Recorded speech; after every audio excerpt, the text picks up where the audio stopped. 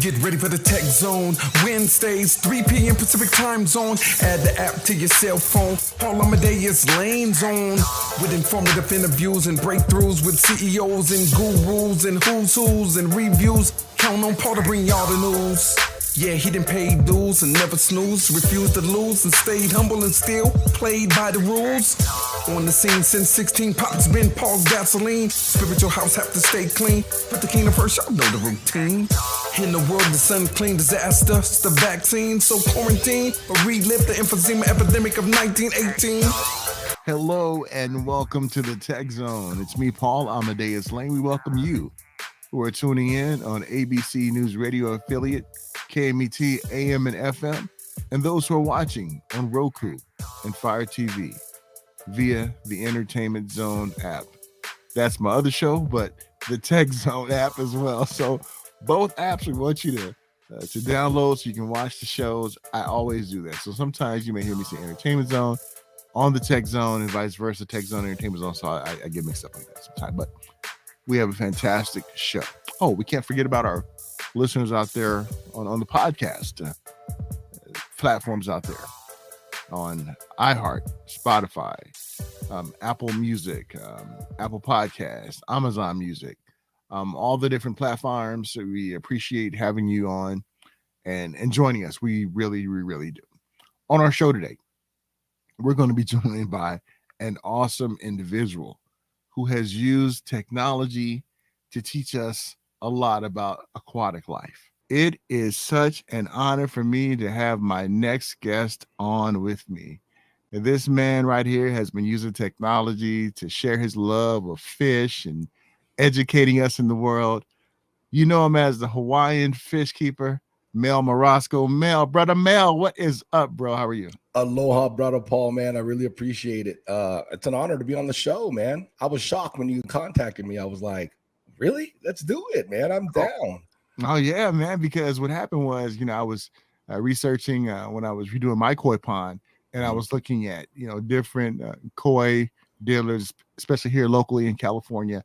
And then I came across Koi Enterprise, Anthony's website. And then I saw you on a YouTube video visiting, Anthony's Koi Enterprise. And I was like, whoa, this is cool. I want to talk to that cat too, because he know what he's talking about. And been following your YouTube channel and everything. And I just wanted to have you on to tell your story of why you wanted to do it in the first place. And Mel, let's talk about your love of fish. How long have you had that love? Was that a hobby you had at a very young age, or was it something that you kind of, gravitated towards when you got a little older? Yeah, first off, man, hey, it's an honor to be on the show right off the bat. I think you're such a huge influence, and your story, awesome. So kudos to you, Paul, right off the bat, man. You're a true inspiration. Serious, you are. So my love for the hobby started as, I guess you can say, I was a little guy, right? Now, I'm originally from Hawaii, so we had the best aquarium in the world, right? The ocean. And, when we moved to the mainland, when I was about 8-7 years old, in that range, aquariums were kind of a big deal, and they were super popular. This was like late 70s. And the whole thing was to try to get the biggest aquarium. So my whole family started to, they found it fascinating, right? Oh, we have an aquarium, a glass box. We can keep aquarium fish in. Oh, man, this is cool. So we didn't do saltwater. We just did freshwater because we had no idea what we were doing. And so that's where the love started. I was about 8 years old when it started. And ever since then, I've always had a love for aquariums because it was just in the house.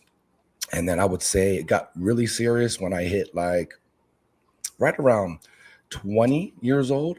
I got back into it, and then I got out of it. Then I got back into it in my 30s. And then that's when it really got serious. And it kind of took off from there. And then, going on YouTube, like you mentioned, I would watch other people with their channel. And I'm like, oh, this is pretty cool. Man, I'm learning so much from these guys. And then, as a matter of fact, I was thinking, I can do something like this. Why don't I do a channel, make a channel and see what happens, and I wasn't doing it to get rich or make millions. It was a hobby first. And then if something came out of it, cool. But that wasn't my objective to get into the hobby or to make money. it just happened to work that way. I had a couple videos that, kind of went like a semi-viral, got a lot of attraction. And it was the pond videos actually that really took off. Tiki Falls is what I call it. And from then on, I just kind of rode that wave, and it's not like I'm making millions of dollars or anything, but I'm having fun and it's something that I love and it's a true passion. Now, getting into koi, I always loved koi, but I know how big they get. And I know I was a realist. I'm not just going to throw a koi in a 20-gallon fish tank and call it a day like a lot of people do, unless they have a plan. I didn't have a plan. I just ran out of room with aquariums in the house. It got out of control. Wifey was getting a little pissed because I think at the time I had like 6 aquariums, and she's like, "What are you doing? What are you doing to our house?" Right? And I'm throwing the whole, it's good feng shui, and I'm throwing all these lines at her, and it's the sound of water and the calmness, and it brings this and it brings that. And she was like, "No, it's making our house look like a fish store." So I thought the next best thing is that I got a little patch area in the backyard. I got a shovel. Let's start digging and create a pond. So the first pond I created was just by hand, digging a shovel and going to work. And it was about 500-600 gallons. Bought a pond liner at Home Depot, DIY'd everything, the filtration. Of course, you go online, you go on YouTube, and you find out, different ways of building your own filtration or buying filtration. I did it at a very low budget. Your boy's always balling on the budget. So that's the one thing I think that I could, I guess, get along with people can get along with my channel was because of, I just keep things on a low budget. I don't have thousands upon thousands of dollars to drop, and so my whole thing with DIY was trying to keep it simple and cheap for others to get into the hobby. And, it's worked ever since then, so I think people can relate to my channel because I just keep it real. I have fun on my channel. I try to keep it entertaining. I mean, Paul, you see my channel, so I try to keep it entertaining. I just show people that, we're all fish nerds, but us fish nerds are cool too. You know what I mean? Like, we're pretty cool people. So I just try to keep it real and have fun and, spreading that aloha spirit through the hobby, just having fun and good vibes. Everything's positive. I don't know if you know this, but I also coach youth basketball too. And so with aquariums and fish, it's my yin and my yang. It's my calmness, right? You got irate parents, whistles being blown, decision-making, pressured situations. I come home and I suggest everyone gets an aquarium or a pond because Paul, it's so relaxing, man. You come home, you look at your fish swimming in the pond, you feed them, and it just brings a calmness. It really does. And it's a proven fact too. It's not just me. It's a proven fact that aquariums and fish, they do bring a calmness. A lot of people, they suffer from all different types of depression, and aquariums have helped them. And the best comments that I get on my channel are ones that help people. Like, I had a really bad day today. I'm going through some stuff, but watching your channel put a smile on my face. And those are the comments that I really, really love. And it pushes me to keep creating more content because I'm not going to lie. I do get burnt out sometimes because I'm pushing out about 2 to 3 videos a week. That's like my ultimate goal. And I thought to myself, and you see the hustle too. We talked about the hustle a little bit. The whole thing was I'm going to try to be consistent as possible. And the whole social media platforms, that's pretty much what pays off is being consistent. So I said, all right, from here on out, I'm just going to make a deal with myself and push myself to be more consistent. And I've been doing that. And over the years, it's paid off. You get a little bit more following. The same thing with Instagram too, as well. And yeah, it's a cool little journey, but as you know, Paul, it is a grind, Yeah. So if people grow up like little kids will see us and go, or see me and go, "Oh, I want to be a YouTuber too." And I'm like, that's cool, but don't plan on making millions of dollars because just, you got to fall in love with a hobby, have a passion, create a channel, have fun. I'm not saying that you can't do it, but it's a grind. It's a real grind. I get a lot of people asking me, "Hey, how do you do this? I want to do this. I want to do this." I'm like, just do it. Jump in and do it. Don't plan on making a ton of money. Being monetized is really cool on YouTube and whatnot, but like, it's not like I'm making retirement money. It is a hobby first, and then that's my priority. And then, of course, I'm making a little extra with sponsors, whether it be Island Silver Crowns or CJ.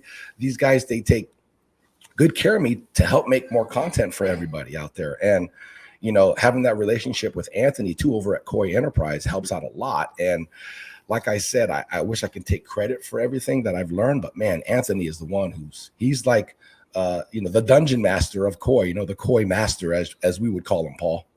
Yeah, I called him the Master Yoda of Yeah. koi, because you're right.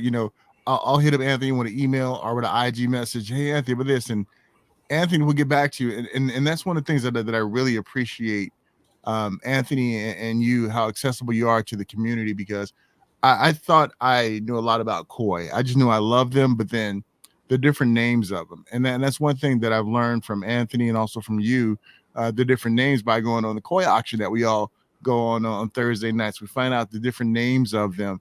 We find out the different breeders, the pseudo koi farms, all the different different variety out there. And it is really, really an awesome hobby to get involved in. I find myself now doing, Mel.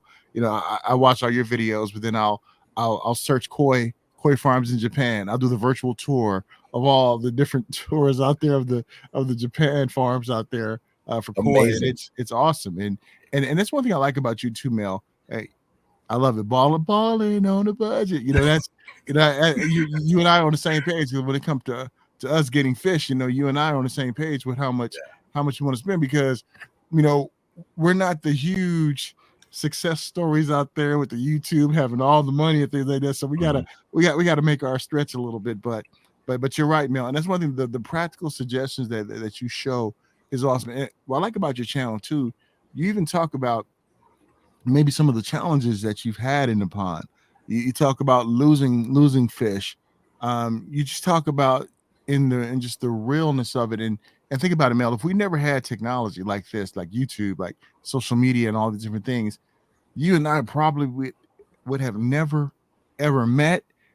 I probably would never met Anthony. And it just would have been an awful world to live in, not knowing the both of you. So, Yeah. but it's awesome that we have these different platforms. Why was it so important for you to be authentic on your channel, to even talk about the challenges when it comes to being a fish lover, a koi owner, and all these other things? Yeah, I think it's being relatable, right? And I think keeping it real is super important, because it's so easy to edit things out, right? Oh, what happened to that fish? Oh, what happened? It vanished, or oh, something happened to it, or I don't know what happened to it. You can always just, and there's so many fish, sometimes you can just hide it. I felt to be super transparent on my channel. Let everybody know the pros, the cons, the goods, the bads, the uglies, and let people know that I'm no like super fish keeper, right? I make mistakes. It's called, let's see here, Paul, it's called being human, right? So I make mistakes all the time. And it's just part of the hobby too. No one's going to be the perfect fish keeper. And, we're talking about fish in a glass box that, they're used to being in millions of gallons of water, right? In South America and North America, Central America, everywhere, parts of the world. And so it's just one of those things where being real on my channel was super important to not only me as a person, but I feel to the audience, just keeping it real. Like, hey, listen, that fish that you guys loved, I messed up. I forgot to put the chlorinator in the water, or I forgot to, turn on the filter, and I messed up, And so it's funny, because I talk to friends of mine that are in the hobby, and they're like, "Oh, don't say that, don't mention that." And I'm like, "No, I have to." Like when I killed half of my koi fish in my pond, when I try to transfer them over to the above ground pond that I created, the liner that we used was highly toxic, and we didn't know that. And my buddy Dennis and I were just brainstorming about it. He said, no, this pond liner should be good because they use it in commercial ponds with fish. And I'm like, okay, evidently it wasn't. And so it killed, I want to say 90% of my fish that I had. And I was just so heartbroken, but I had to make a video of it. And, I had friends that saying, oh, you can't make a video about that. And I'm like, no, I have to. This is a must. And it wasn't like, oh, I'm doing it to get clicks or viral. Like I said, I'm not making millions of dollars. I'm not even making like hundreds of thousands of dollars or multiple thousands. I'm so small. It's just for me, keeping it real, being honest, being transparent. It happens. It shows people that it's real. It happens, and I was one of those morons that made a mistake, and I continue to make mistakes. And guess what? I'm probably going to make mistakes throughout my whole life. You just try to limit them, right? You try to bring the percentage down as you get older. So that's why, and it's super important to me to keep it real, and people can relate to that, and they're just like, oh my gosh, I thought it was only me. And they see us on a platform like YouTube or Instagram, and they're just like, whoa, they're so good at this and that. And I'm like, no, I'm not. Like, I meet people all the time at fish stores or at the gas station. They're like, big fan of your channel. I'm like, thank you so much. I appreciate the love and support. And they're like, I'm so nervous to talk to you. I'm like, I'm just, what you see on TV that's me, man. That's my personality. It's funny though, Paul, if you look back, and I leave them on my page, on my channel on YouTube on purpose, my earlier videos, I was so uncomfortable. I was like, beep, beep, beep, I was like talking like a robot. I was trying to make my voice somebody I wasn't. I was like, what am I doing? You know what I mean? I have a big personality. I'm going to show my personality. People like it. Cool. If they don't, it's all good. You get a lot of negative hate all the time on social media when you put yourself out there. And I understand that. And I think being a coach, you develop tough skin, and probably the way I was raised. I was raised old school. My dad was old school. And so, the sticks and stones, you know what? They don't harm me, and being a coach at a high level, competitive basketball, you get a lot of hate. And so dealing with the hate, it bothers other members of my family more than it bothers me. I don't care. You know what I mean? It's like what you see is what you get. I have fun, big personality. And that's pretty much it. I wanted to just show people out there that you can be yourselves, and it's not for everyone, and it's okay, So if you look at my earlier videos, which I think is really cool, and then you see me now, it's like night and day, and I just said, I just flipped the switch. I'm like, this is dumb. What am I doing? You know what I mean? I was talking like this and trying to be proper and trying to be like, some documentary voice. And I'm like, dude, I'm just going to use my words. I'm going to use how I was raised. If I throw a slang word in there, or I'm a big movie buff, old school music, and you see my videos, I kind of incorporate that kind of stuff. And it's so weird because I'm like, nothing is like or scripted or anything like that. I just kind of freestyle it. So I'm out there with my camera and I'm going to broke, and something will pop in my mind and I'll say a movie phrase. And I'm like, oh, I got to make a mental note. I got to go find that movie clip and edit that in the video just because it's funny. And it's not everybody's cup of tea, but for me, it's funny. It entertains me, right? Whether it be a clip from a Happy Gilmore movie or something old school, like in Friday or something like that, those things for me, it entertains me more than I think others. But like I said, it's fun. And I find the editing side of it to be fun and creating. I'm so creative when it comes to stuff that I love. It's like my juices get flowing. And, that part of making videos for YouTube, I love the creative side of it. And we talk about techie or technology. I am not a techie guy at all. I was using like my iPhone 7 to make videos back in the day. And I just recently thought of getting a vlogging camera to be legit. Like, oh, I have a vlogging camera. I can be legit now. And I was like, man, it's just, I'm not a techie guy. And so when it's a compliment, but it's also a little bit embarrassing, I would say, when people go, hey, what kind of gear are you using? And I'm like, gear? What are you talking about? They're like, what kind of camera are you using? What kind of, software are you using to edit your videos? And I'm like, yo, I don't use any gear. I use my iPhone 7. And they're like, wait, what? What do you use for your editing software? I go, software? I use an app in my phone. So, Paul, I keep everything simple. I thought about buying a Sony camera or a Panasonic. It was one of the two little vlogging cameras that were cool. They were about $900, comes with a mic. But to me, it was like, I have to learn new software. I have to learn how to work the camera.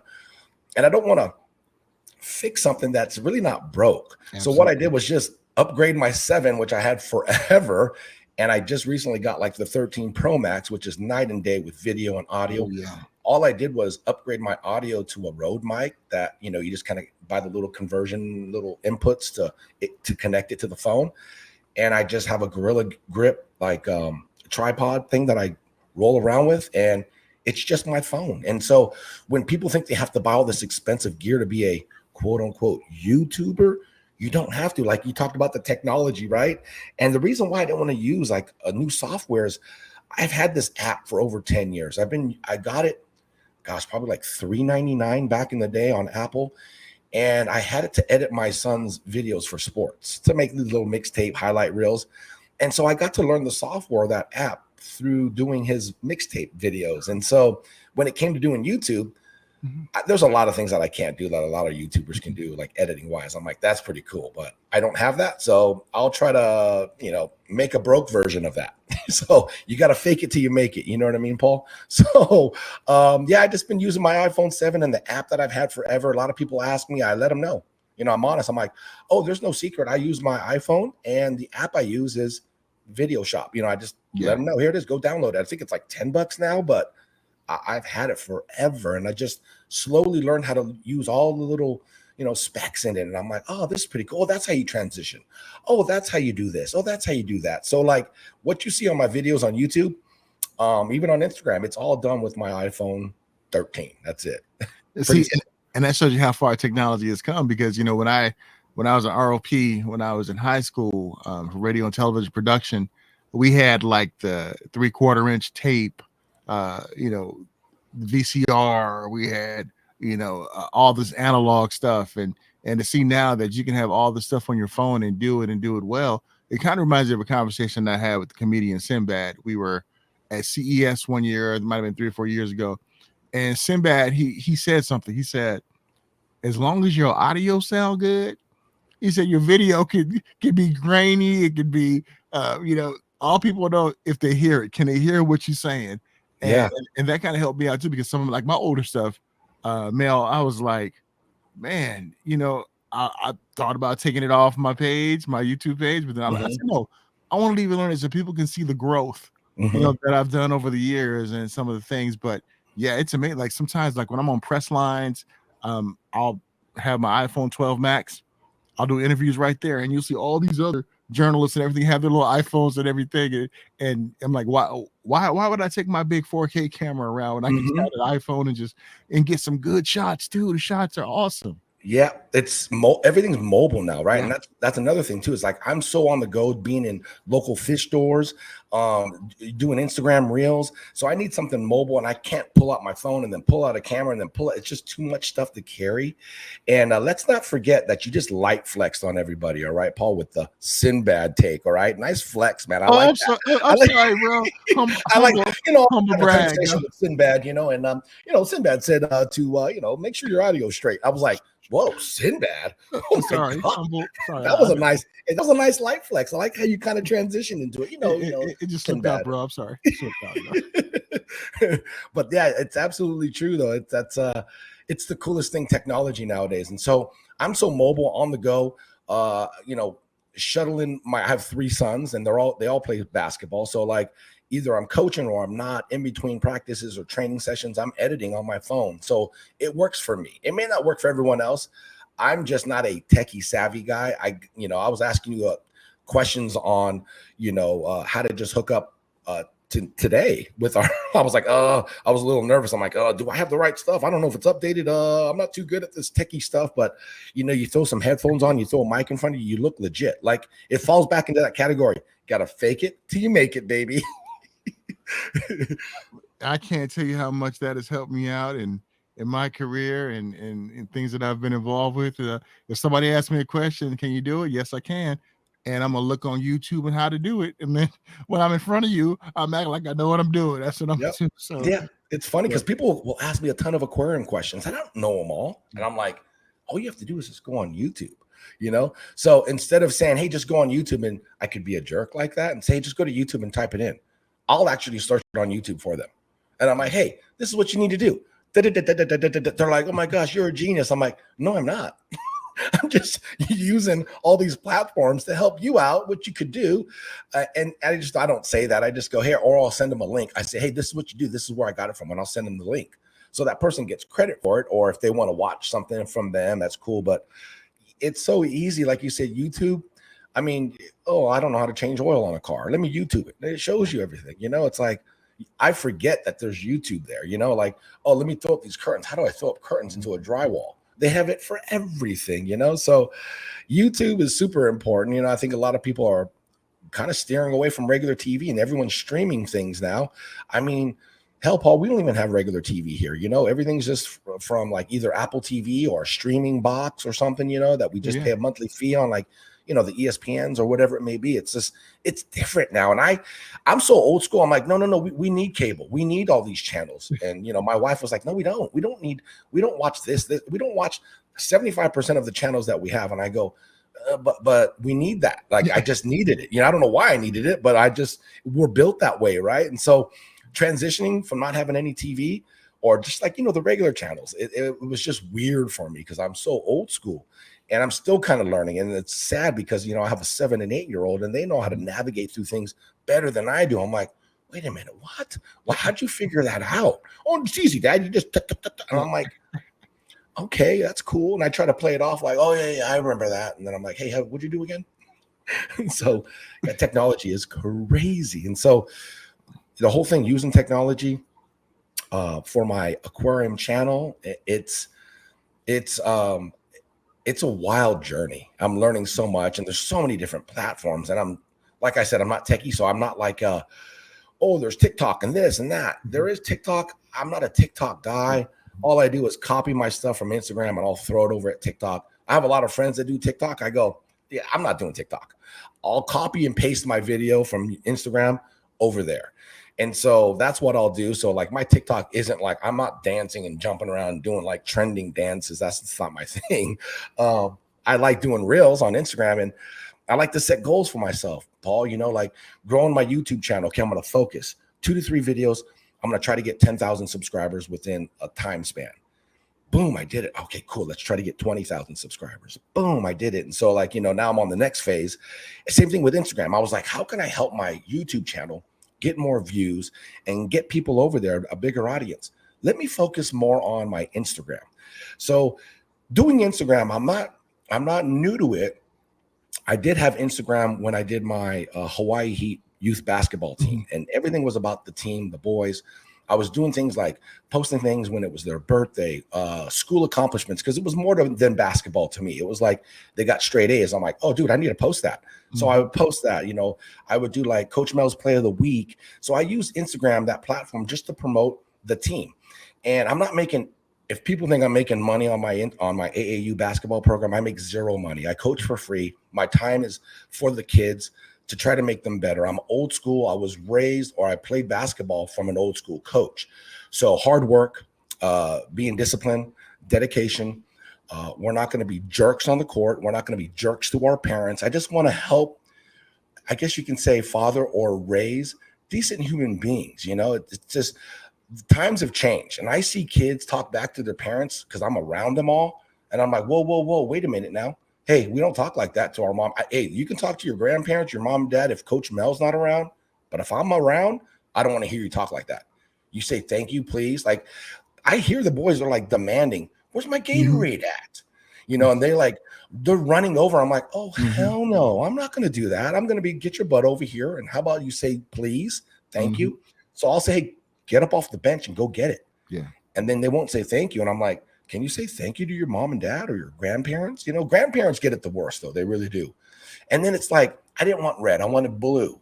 And I'm like, oh, dude, you're going to dehydrate today because guess what? You're not getting any of it now. There's a drinking fountain right over there. You can walk over there and have a drink of water is what you can do. So, the youth is just different. So when I use my basketball program, I do it for free. I do it for the kids.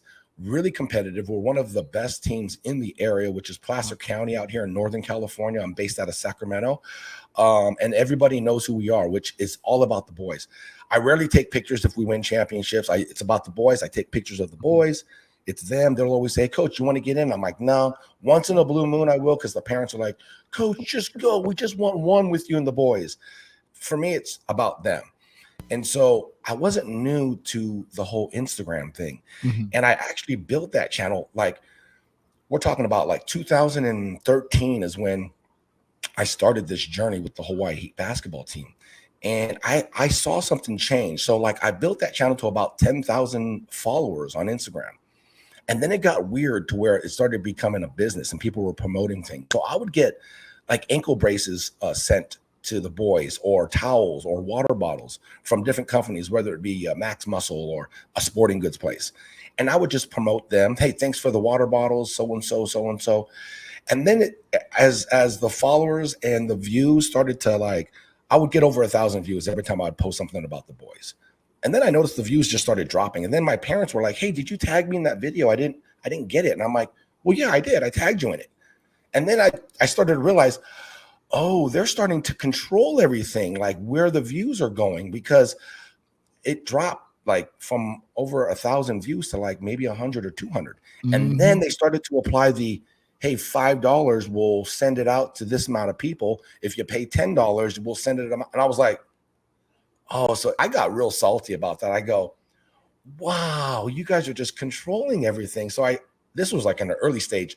So then I just stopped. I'm like, oh man, I thought this was kind of fun for the kids and the boys. And then it got to a point where it started to turn into a business. And I'm like, I just want to promote the boys, and I get it. If you can make money and people are making money off it, that's cool and everything. But it wasn't my thing. I didn't go into it mentally thinking I'm going to make this basketball program and I'm going to grow it and I'm going to make all this money, which, youth sports, you can make a ton of money.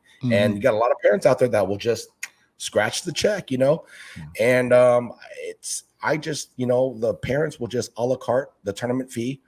If we do travel to like Southern California or Utah or Oregon, I just pay for my own. I mean, I'm usually coming out of pocket than I am making anything, which is zero. So everybody will just a la carte the tournament fee. I will, drive down there. I hardly fly because it's so expensive. So I usually drive to the tournament, coach, and then drive home. And we have fun. And it's all about the experience. And I know it's given the boys that play for me, an avenue of success, giving them confidence. And when I see them, like all my players right now, they're 16. So they're sophomores going into their junior year. So they're sophomores. All of them start on varsity. So it shows you a lot. Yeah, that the hard work, the discipline, the dedication, and the parents see it. And so that's the hardest part with youth sports is getting the parents to buy in. And they know they're not paying anything. And there's no contracts. There's no, dotting I's or crossing T's. It's here it is. This is hard work. We're going to be consistent and we're going to I have a system. And if you follow the system, it'll work. And the system isn't so strict like, hey, be robots out there. I'm going to give you 6 different options. You get to choose one. Whatever the defense gives you, you take. And it makes their basketball IQ higher. So, with the whole basketball thing, that my yin and yang, and then coming back to my aquariums and ponds, it's just a nice balance for me. Yeah. And like I said, my whole goal was to try to build my Hawaiian fish keeper Instagram channel to try to bring more people over to my YouTube channel. And so I didn't really know too much about Reels because that was something new. Oh, yeah. And just doing some research on Reels, I was like, oh, so you can grow. I wanted to do it organically. You always get those people in your DMs, hey, pay me $300 and I'll give you 1,000 views. And I'm like, what? No, I'm going to try to do this old school. And I get you verified, right? Yeah, the verification thing. I'm like, oh yeah, I'm gonna fall for the banana in the tailpipe, right? Yeah, no, I'm not even gonna. And then you click on it, and maybe it's some virus or something. I just don't trust anything anymore. And so, yeah, doing that, Instagram, and then focusing on Reels, it's a grind. You know what I mean? It's hit and miss. You find things that are trending, and you're like, oh, I can do that better. Or this is where the creative side comes out in me. And I've done some Reels that went viral. I did one that was like a Billie Jean, Michael Jackson. It was getting into a car and it was hot and it was like the whole Billie Jean intro. It was pretty funny. And I'm just doing it to have fun and try to grow it. And by gosh, man, I think I picked up like 5,000 or 6,000 followers because of that. And then Jamie Foxx reposted one of my Reels on his page. And I was like, whoa. So that was pretty cool. And that was like a parody that he had in one of his, stand-ups. And if you go to like Jamie Foxx's Instagram, he reposted it. I thought it was cool. He didn't like tag me in it, which is fine. You know what I mean? It's cool. I didn't care. Everyone was like, oh man, that's messed up. He didn't tag you in it. I'm like, dude, Jamie Foxx did. I mean, he reposted it. He got a laugh out of it, and it was, off of one of his stand-ups that it was an audio from his stand-up. And I would share it right now, but it's kind of some bad words that he says. So it had to do with the gas station. So it was pretty funny. He reposted it. I had no idea. It was one of my followers that said, hey, Jamie Foxx just reposted your reel. And I go, he did? And I thought it was fake. So I looked at it and I'm like, oh, wow, it is real. It is Jamie Foxx. Wow. And he reposted. That's pretty cool. So I had fun. Those were really fun things. I mean, but yeah, just doing reels and being consistent. I do 1 to 2 every day, and I've been doing it for maybe 6 months now, and it's paid off. I think when I started to get serious with Instagram, I had like 2,000 followers, and now I'm at like, I think almost 16,000. So if you guys are out there listening and you guys want to grow your Instagram, I'm no pro, I'm not a guru, but I noticed if you grind on reels and find something trendy and it's when it works and you can kind of create something different, maybe you can grow your channel organically by just doing that. And I've been doing it, like I said, for the last like 5-6 months, just being consistent on reels and having fun with them. You know, a little bit are, some of them are a little raunchy, you know, but I'm having fun with them. I'll see them and they make me laugh. And I have, you know, a wild sense of humor. So I'm like, that is funny. Then I do it. And my wife's like, what are you doing? And I'm like, oh, it's funny though, right? She's like, people think that that's real. And I'm like, no, they don't. And I go, it's like entertaining. It's like when someone leaves a comment like, I just woke up this morning and saw your reel. Hilarious. Made my day. Put me in a good mood. I'm like, oh, yes, I won. We did it, you know? And then, you know, I kind of promote my YouTube channel through Instagram. And so that was the whole goal. And it's working. It's the little, I don't know if you want to call it a blueprint, but being consistent and doing it that way, I see it working, Paul. It's amazing. It's amazing. I love it. And your Michael Jackson one was so funny. It was, I was like, Mel is a creative dude like me because, you know, as a creative mind, you think of things like that. I'm gonna do this. Like sometimes I'll do like a lip sync and I'll lip sync some old songs and things like that. And I was like, Mel, and then your creativity with the videos, man, different puns from different movies is awesome. I'm waiting for you to do one with you switch the samples and you're gonna have to remember what movie that was from. So I'm gonna let you marinate that in your mind. You probably know it already, but I gotta think about that one. Yeah. When you do, you'll be like, oh yeah, I know what Paul was talking about. This, yeah. See, my brother, my older brother, he and I both have these puns. We'll do like Star Wars, we'll do Indiana Jones, we'll do all these different movies, and we'll pop out our brain and do it. And that's what I really like about your channel, man. You take us back nostalgia, man, and it's funny too. And give us an update on Tiki Falls 4.0. We know in your recent video that you released, we saw, you know, you got the stump out, but talk about some more things. Well, I don't know what kind of mess I got myself into here. So if you guys don't know, I have a pond in the backyard called Tiki Falls. I started off with Tiki Falls. It went 2.0, which I added like another 500 gallons. Started off at 500 gallons, added another 500. It went to like, I don't know, 1,000, and 3.0, extended it a little bit more, added some more things. And then I decided to, you know what? I love koi so much and I want a big home for them. I am going to take this area here, which was a nice chunk of the backyard, and I'm going to do a DIY pond, and it's going to be about 4,000 gallons. So my buddy, I couldn't do without him. Big shout out to Dennis. We are in the construction of it, and it is going to be a journey. So if you guys want to check it out, it's going to be wild though, but we have a ton of rock in the backyard. My backyard looks like a construction zone. We just started to break ground with the excavator. We dug it out so you can get more of a visual on the shape of it. And now I just got a lot of manual work. I got to go in there and dig the dirt, which here where I live, it's like a clay base. So it's super thick and it's super hard. So it's going to be, I don't know. I'm not looking forward to it. You know, I'm happy, but I'm also like, oh no, this is a lot of work, you know? So we'll see what happens. It's coming along though. I got to kind of shape it a little bit. We have to make a run to the dump with all this dirt that I have because we don't need this much. And we got to go down a little bit deeper.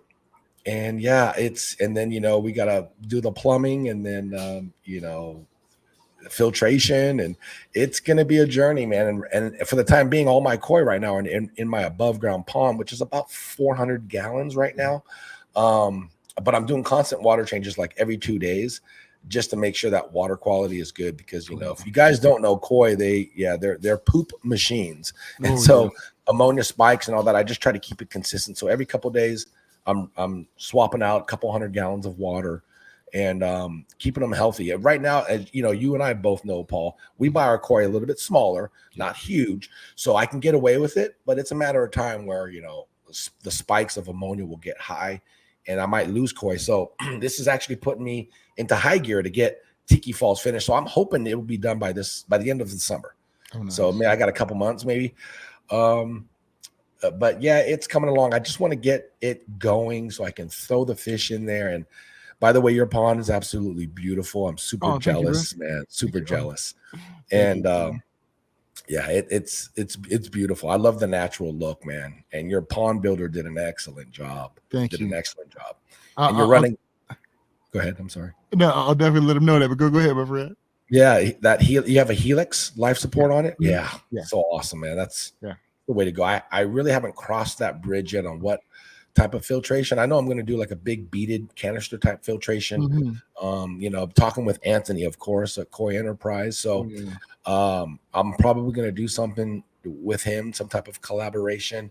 But yeah, just this koi hobby, if people are looking to get into it, it's addicting. I mean, Paul and I don't even know how you feel about every Thursday at 6 p.m. Pacific Standard Time, the Koi Enterprise app. I say every week I'm not going to go on. I'm not going to go on. I'll just chill this Thursday. Yeah. And I end up going on and I see Paul. I'm like, what's up, Paul? And we're kind of conversing back and forth. And I'm like, and then I see somebody get it. I see you go, got him. And I'm like, well, I want to get one too.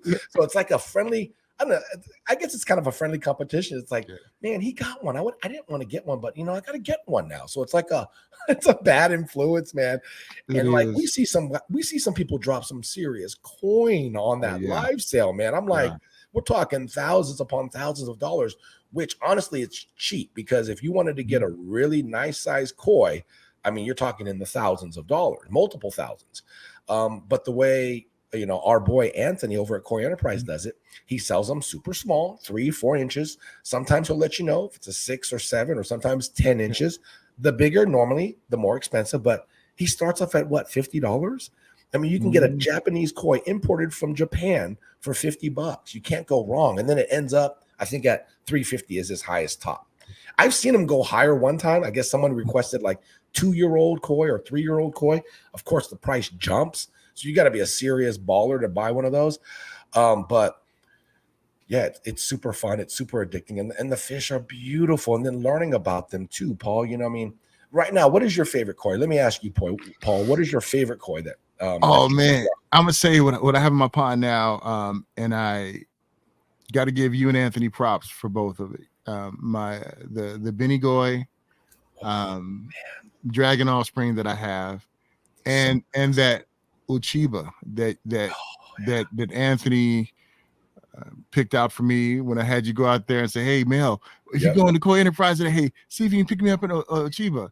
You got that VIP treatment, man. I was like, because he said his Ochiba is like Ginrin Ochiba. Yeah, Ginrin Ochiba. Yeah, he was like, I don't have many of those, man. And I go, well, you know, Paul was just asking me. I was on my way here. He texted me, and he goes, let me go in the back in the green room. And I was like, oh, damn.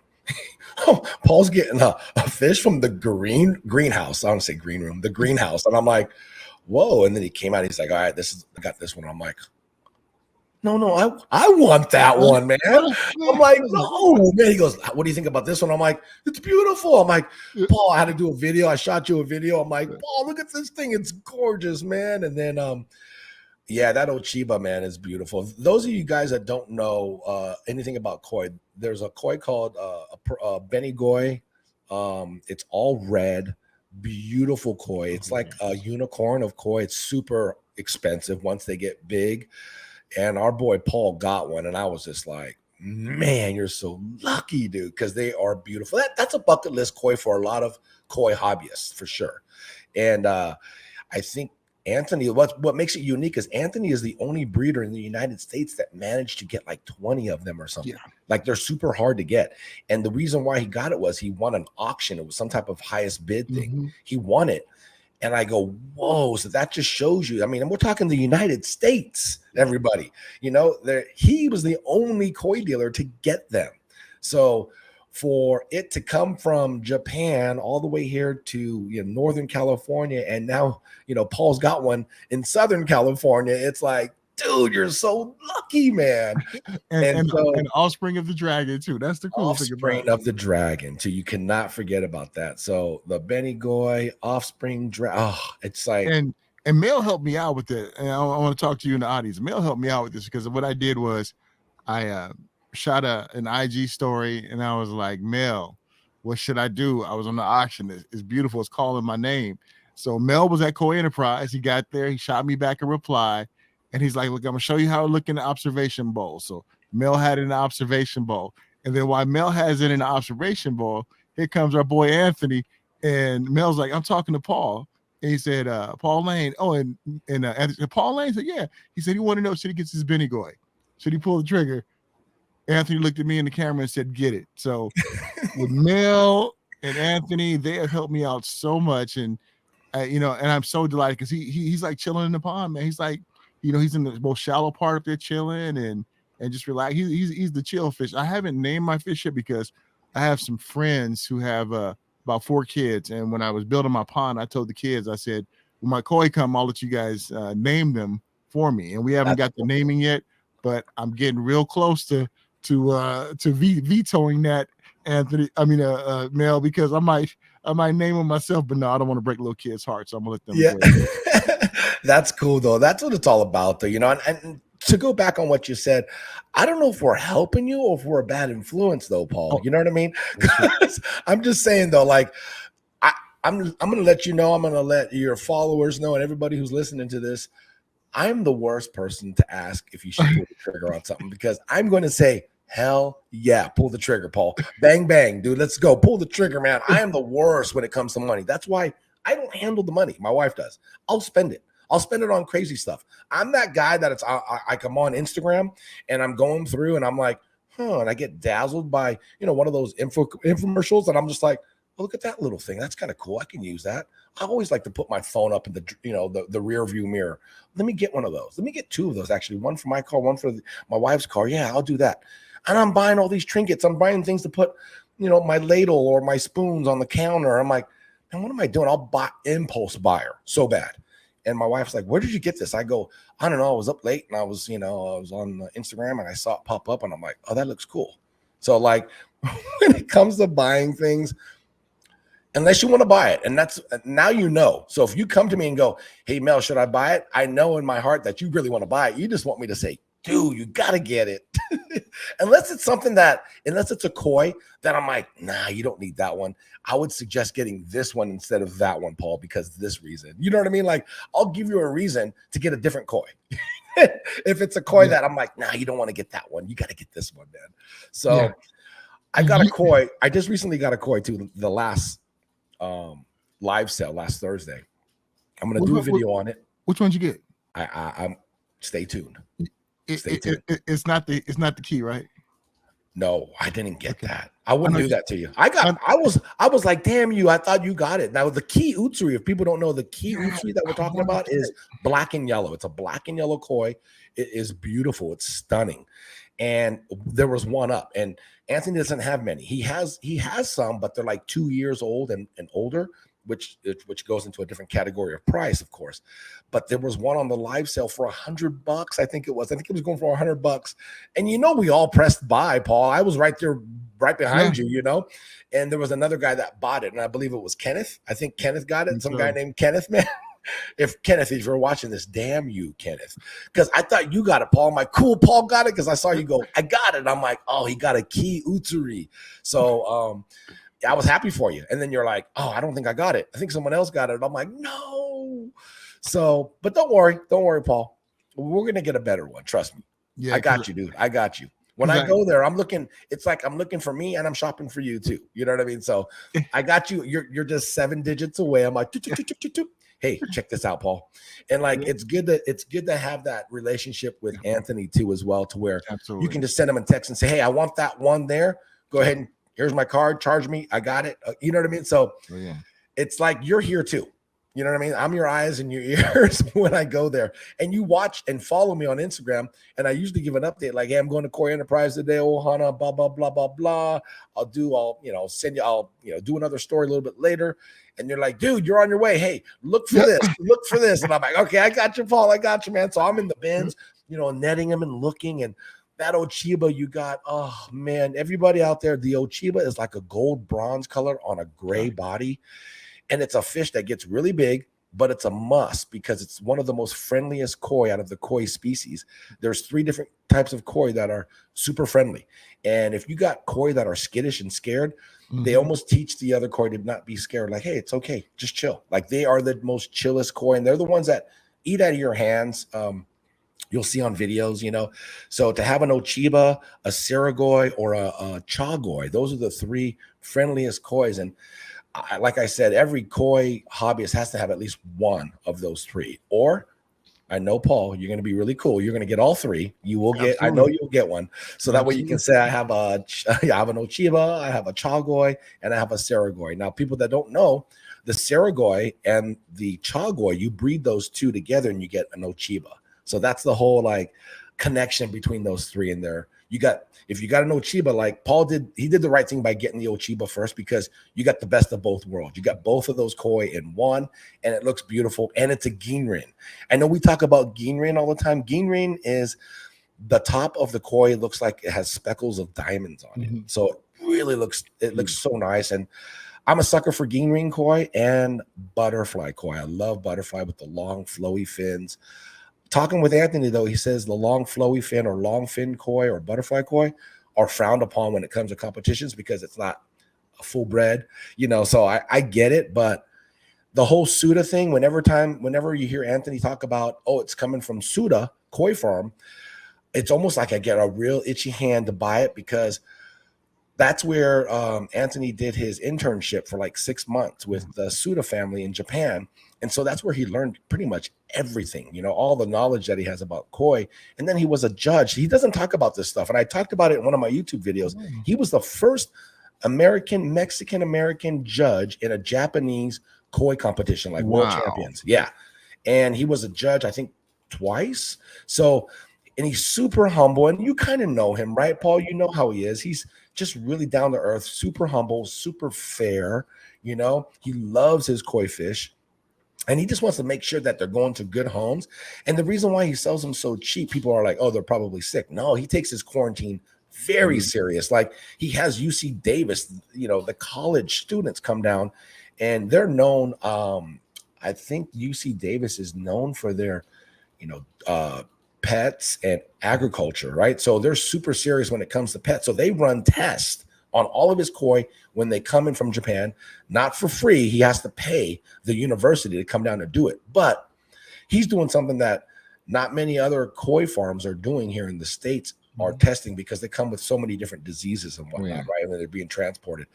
So you're getting a good quality koi. You know, he does, you know, where his farm is it's on a well. So all the water doesn't have to be dechlorinated. It's well water. So, you know, good for him, you know, and he recycles everything on his koi farm too, which is really cool. So all the water that he does water changes, it goes out into pipes into his yard. So his farm or the koi shop, it's so green, it's so lush, and it's like an ecosystem that he has there. And yeah, it's unreal though. His system that he has is unreal. So, you know, kudos to Anthony. And you know, when you buy these little koi, he just wants people to get into the hobby and love it as much as he does. So getting back to the whole Suda thing, whenever he says this is a butterfly koi or all the koi on this sale are featured, the butterfly koi are from Suda, I'm like, ooh, because he is the actual originator. He created the butterfly koi. And so when you got that like stamp, you're like, oh, this is from the originator, from the actual Suda, from his koi farm in Japan, which, you know, I just kind of pay homage to, you know, and respect to Anthony when I get that. I'm like, oh, this is for you, bud. You know, this is because you were there. And he talks about Suda all the time, and his stories are unreal. And like I said, Anthony's super humble. He's so humble, such a great guy. You know, I remember when I interviewed him, I was like, Anthony, it's like, man, I've known you for years, man. You know, you're just that cool kind of guy. And he and I talked on the phone before. We IG'd each other, messaged back, emailed each other, and it's all, you know, his knowledge and everything is real awesome. And we are blessed to have him in California. And I'm looking forward to going out there and seeing him, and also seeing you at Tiki Falls 4.0 and checking out all that. And Brother Mel, before I let you go, what's your favorite koi? My favorite koi, oh my gosh, you put me on the spot here. Okay, I'm gonna I love them all, but I'm gonna have to say the Tancho Kohaku, which is an all-white koi with a symmetrical red circle on its head. Now the circle it's not supposed to touch the eyes, all right, Paul? So if you get one, make sure that circle doesn't touch the eyes.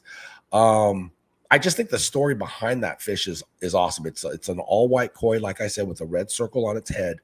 And it represents the Japanese flag. So it's super popular in Japan, obviously, right? Because of that reason. But I think they're just so unique to have that red circle on there. Like they bred a fish to be all white with a red circle. It's like, how's that possible?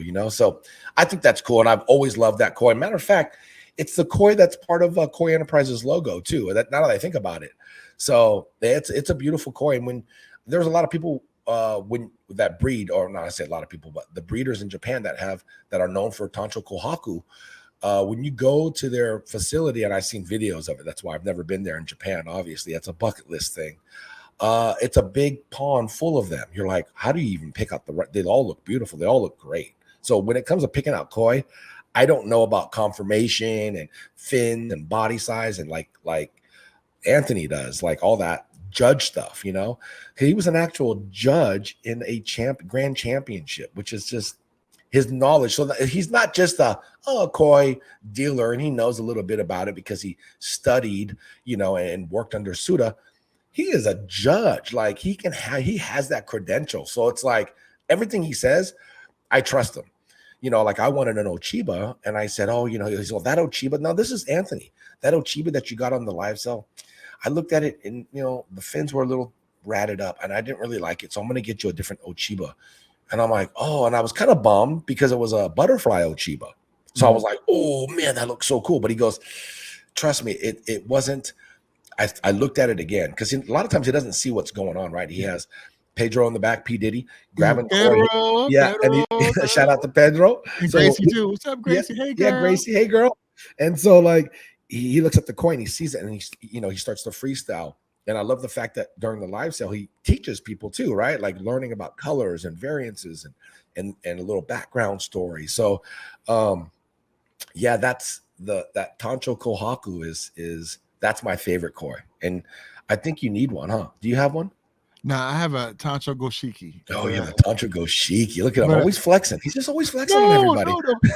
and, you helped me out with that one too, because remember I was like, Mel, it's still in the auction, still there. Should I get it? And Mel was like, if I read the text, everybody says, if you're asking me what I do, I get the Tancho Goshiki. So that's a little behind the scenes text message I send to Mel all the time asking him, should I pull the trigger on that? Yeah, I'm a Tancho guy. Like when it comes to Tancho Goshiki, Tancho Sanke is another one, and Tancho Kohaku. To get all the different Tanchos is like, ooh, that's nice. That's a nice little, a nice little flex when it comes to koi. Like, and Paul's got the Tancho Goshiki, which are super rare. You don't find those very often. That's why I'm like, oh, you got to get, because you can get a Tancho Kohaku. They're around, but the Tancho Goshiki, Tancho Sanke, those mix of those two different. Now the Tancho Sanke's got black spots with that little Tancho red mark on its head. So you kind of got the best of both worlds. Now the Tancho Goshiki that Paul's got is a gray body with the red spot on its head. So there's the variances. It's fascinating and it's super interesting to learn about the koi fish and like, we're talking about like lower end koi. Like if you want to get into like the hundreds of thousands, Anthony showed me he's got a special website that he goes to that is tied in with the actual breeders in Japan. And you can see how much some koi are going for. I mean, he showed me a koi that was going for $80,000 that sold 80,000, 90, 100,000, 110, 100. And I'm like, people spend this. I mean, let me buy that home and stick it in my pond. Mm-hmm. That's pretty much what you're doing. You're buying homes, man. And I'm like, then you got those YouTube channels that you can see that fish that went for 1.2 million. You're like, wait, what? 1.2 million? So it's like, I don't know. And the thing about koi fish too, that people don't know, they live a long time. They live forever. I mean, I think the world record holder for the oldest fish was like 237 years old, something crazy like that. But you keep them in a nice, healthy environment. Oh yeah, it's an heirloom. It's a family heirloom. You're gonna have to pass it on because more than likely they're like a tortoise. They're gonna live 100 years. 50, 40 years, easy. max. I would say minimal. I would say, you might have an occasional disease or something might hit your pond. That could knock off a koi here or there. They might get sick or something. But yeah, you're looking at it in the long run. So those of you that grab koi and put them in an aquarium, that's cool for a temporary. Temporary is cool. And if you got a plan, like a backup plan to, dig up 1,000 gallons or a couple thousand, then, that's awesome. But just be aware it's like a parrot. Parrots, they live forever, 75 years or something. And tortoises, 100 plus years, depending on the tortoise. And then koi fish falls into that category too as well. So yeah, just be prepared. All right. Just prep yourself. Definitely.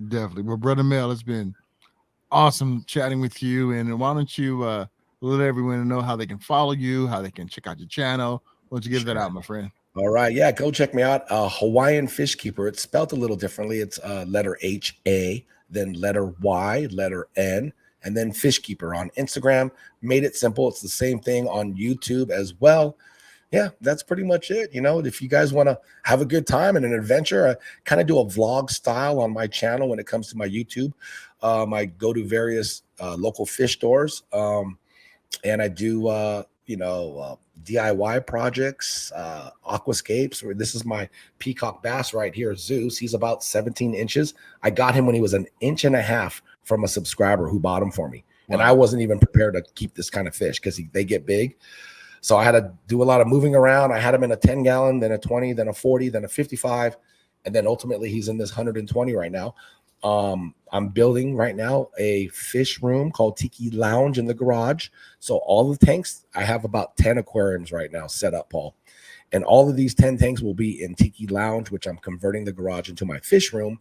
Well, I'll do, a lot of my videos, and I'm excited for that. This guy will probably go into a bigger aquarium because he's, he needs some more room.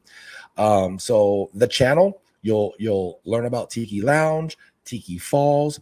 So yeah, jump on that journey, and subscribe to the channel. Like, you guys are called the Ohana, which is family in Hawaii, and that's what it is. It's a family-oriented channel. Kids love it. I would say if you're going to go on Instagram, though, some of my reels can get a little bit raunchy. So be prepared. It's not so kid safe, but as far as my YouTube channel, very kid safe. So it's funny because when I coach basketball, Paul, a little short story really fast. I never told my parents or my kids that I coach that I'm a real fish nerd. Oh, wow. I just did the channel. I never said, hey, go follow Coach Mel. I just did my channel. And it was like one of the parents saw it through an Instagram or something. And they go, and then my players found out, and they're like, they don't know who, they're like, who is that guy? They don't know. They see a different side in Coach Mel, right? They just know defense and box out and get up the court, box out and help, all those different, basketball sayings. And then when it comes to me on, my fish channel, it's like happy-go-lucky and like, hey, let's go. We're going to go venture another fish store. Come on, let's go on. They're like, who's that guy? So it's an adventure, definitely. And I try to keep it entertaining and not so boring when it comes to fish, because it's like everyone's probably thinking it's just aquarium fish. It is, but it can be fun, and like I said, I feel everybody should have at least one aquarium in their house, at least one, or a pond, either an aquarium or a pond, or like me, you can have 10 aquariums and multiple ponds.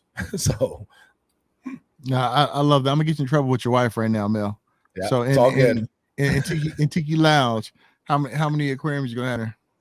I'm not going to max it out. I want something nice. I want something simple. I don't want it overcrowded. So I would probably say the most, maybe 15, but I want some big, nice aquariums because I have some pretty big fish. So, a couple 180s maybe. And then, if I can get like a nice 500-gallon pond or aquarium, that would be cool.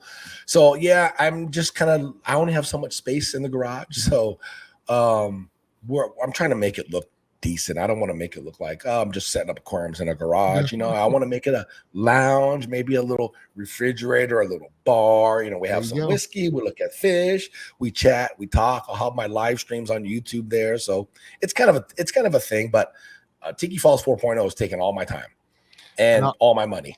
So and also like when you moved out here and you live down here in Southern California, and no doubt you went to Disneyland a number of times. Remember the Tiki Room at Disneyland? So whenever I think about Tiki Lounge, I think about Tiki Room, bro. I used to do Polynesian dancing. I used to do the fire knife at Luau's, And I actually did some. I danced in the Polynesian Resort in Orlando, Florida.